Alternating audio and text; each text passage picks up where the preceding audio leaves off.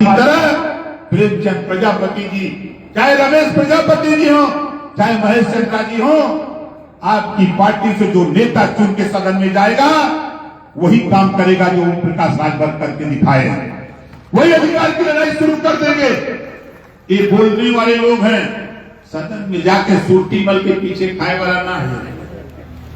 जितना नेता यहाँ से टूट गया गालन में, हम तो हुआ देखत भाई 403 विधायकों में हम लोग आगे कुर्सी लगी रहती है, हम लोग हाथ उठाते हैं तो पीछे वाले कहते हैं क्या बात है, उनके तो हम हाथ उठा देते हैं, फिर बाद में पूछते काहे उठोला, तो उठोला ऐसे उठा देते।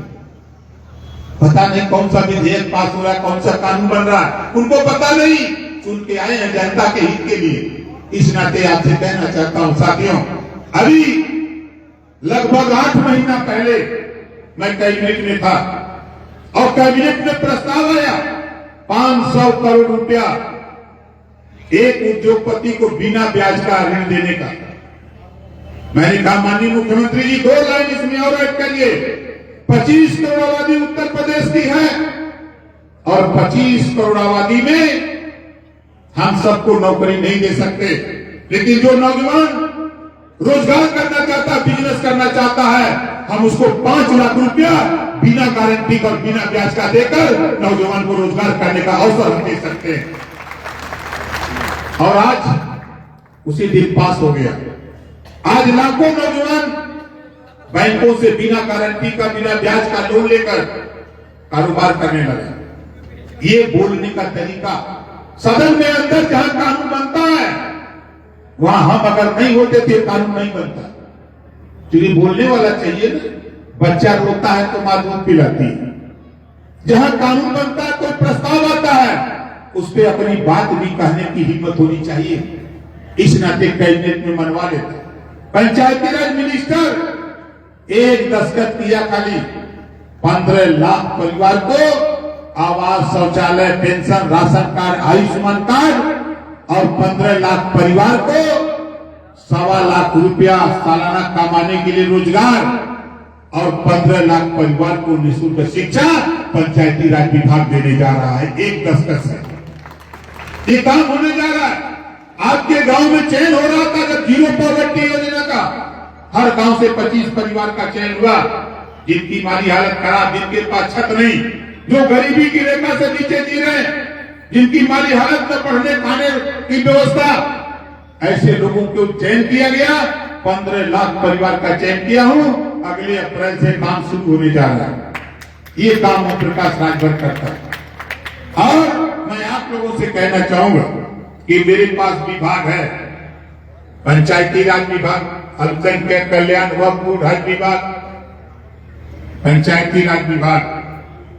मैं जब गया तो मैं देखा हूं, गांव में जाने के बाद मैं महसूस किया था कि हमारे लोग शहरों में जाते हैं, जब शहरों में जाकर के जब शादी के मौके पर जब कहीं कोई हाल बुक करते हैं, कोई मैरिज हाल बुक करते हैं, तो मैंने भी देखा और समझा। मैंने कहा कि अगर हम शहर में जाकर लाखों रुपए का अगर मैरिज हाल बुक कर सकते हैं तो हम गांव में ही मैरिज हाल खुलवा करके हम वहां 10,000 15,000 में उनको मैरिज हाल दे सकते हैं।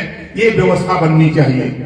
और मुझे बताते हुए खुशी है साथियों, जब ये प्रस्ताव मैं ले गया मुख्यमंत्री जी के सामने, उन्होंने कहा कि तमाम लोग तो बना रहे हैं, उनके तमाम लोगों को छोड़िए, जहां ज्यादा आबादी गरीब कमजोर लोगों की है उनके बीच में एक उत्सव भवन के नाम से बनाइए। 1,40,00,000 एक उत्सव भवन। पूरे उत्तर प्रदेश में 100 करोड़ रुपया मुख्यमंत्री से लिया रिहर्सल के तौर पर और उत्सव भवन बनाने जा रहा हूं। ये काम क्यों कर रहा हूं? क्योंकि पावर मेरे पास है, रुपया सरकार का है और सरकार का रुपया आपका रुपया है। उस रुपए के बल पर आपका भला कैसे हो सकता है, समाज का कैसे बचत हो सकती है, इस नाते साथियों हम लोग मन बना करके काम कर रहे हैं। हमारे विभाग में पंचायती राज विभाग, जिसके पास शौचालय नहीं उसके लिए 12,000 रुपया प्रोत्साहन राशि हम देते हैं। कुछ नहीं करना, आपके गांव तक हम पंचायत सहायक की नियुक्ति करा दिए, कंप्यूटर आपके गांव तक सचिवालय में रखवा दिए। आप वहीं ऑनलाइन फार्म भरवा दीजिए, हमारा अधिकारी आपके घर जाएगा और जांच करके आएगा और आपके खाते में 2 किस्तों में पैसा देंगे।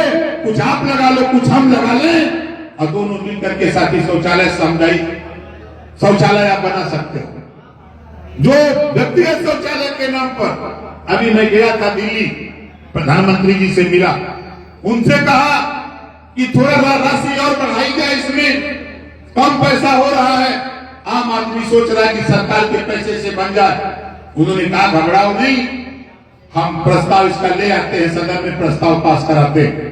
हम गए थे प्रधानमंत्री जी के यहाँ और वहां जाकर के मैंने कहा कि जो 27% आरक्षण हमारा नाई का बेटा, विश्वकर्मा लोहार का बेटा, प्रजापति और पाल बघेल का बेटा, हमारा साक्य सैनिक कुशवाहा का बेटा, बंजारा का बेटा, आरकबंसी का बेटा, जुल्हा बुनी अंसारी का बेटा, जो इसका हिस्सा नहीं पा रहा, इसको बांट दिया जाए। रोहिणी आयोग का गठन हुआ, 27% आरक्षण को 3 भागों में बांट दिया रोहिणी आयोग ने। 7, 9, 11 7% पिछड़ों में जो मजबूत जातियां हैं उनको 7%, जो उनसे कमजोर जातियां हैं जो थोड़ा हिस्सा पाई हैं उनको 9% पिछड़ा, और जिनको हिस्सा नहीं मिला उनको 11%। सर्वाधिक पिछड़ा के नाम से बंटवारा रोहिणी आयोग ने रिपोर्ट दे दिया। पूर्व राष्ट्रपति रामनाथ कोविंद जी के नेतृत्व में 5 सदस्यीय टीम ने समीक्षा कर लिया, रिपोर्ट तैयार है, किसी भी दिन लागू हो सकती है। जिस दिन ये रिपोर्ट लागू होगी, रोहिणी आयोग की रिपोर्ट जिस दिन लागू होगी, मैं दावे के साथ कहता हूं 5 साल के अंदर तेरे जिले में, तेरे थाने पर, तेरे ब्लॉक पर तेरी जाति का तेरा बेटा सिपाही बन के, दरोगा बन के, बाबू बन के, लेखपाल बन के 5 साल के अंदर आना शुरू कर देगा। इसके लिए हम लोग परेशान हैं।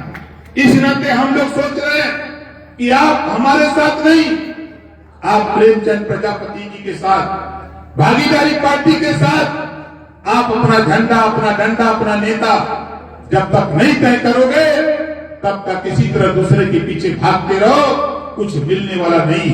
आज चले जाओ पूर्वांचल, आज जब पीला साफा टांग करके हमारा नौजवान, हमारा नेता थाने पर जाता है, जानते हो क्या होता है? जब थाने पर जाता है तो उस नेता की शकल में ओम प्रकाश राजभर दिखाई देता है, उस नेता की शकल में ओम प्रकाश राजभर दिखाई देता है, ओम प्रकाश राजभर सरकार में मिनिस्टर दिखाई देता है। इस नाते उसकी बात सुनी जाती है। इसी नाते हम भी आपसे कह रहे हैं कि अपना झंडा, अपना डंडा, अपना साफा, अपना नेता तय करो, अपना जिंदाबाद बोलो। बहुत दूसरे का जिंदाबाद बोले कि नहीं बोले? अब अपना जिंदाबाद हम बोल रहे हैं, जरा बोल के दिखाइए। प्रेमचंद प्रजापति जिंदाबाद। इतना जो तमरे बनारस में मन करके पर कुर्ता बोलो, प्रेमचंद प्रजापति जिंदाबाद, जिंदाबाद जिंदाबाद। खड़ा हो जाइए, तो बैठ के नहीं बोल पा रहे, सब लोग खड़ा हो जाइए, सब लोग खड़ा होइए, हमारी तरह हाथ ऊपर करिए,